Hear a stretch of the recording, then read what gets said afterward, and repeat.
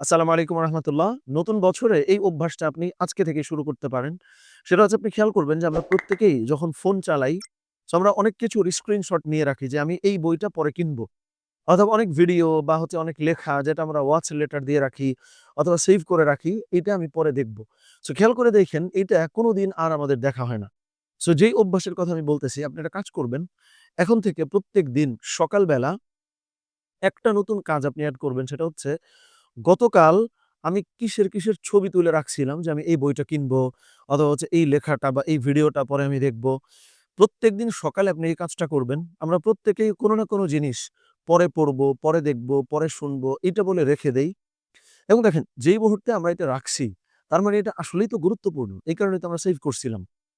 তো ওইটার অভ্যাসটা যদি আমাদের হয়ে যায় যে প্রত্যেকদিন দিনের শুরুতে আগের দিন কোনো কিছু আমি পরে করব এটা বলে রাখছিলাম কিনা এইটা একটু চেকলিস্টটা দেখে নিবেন।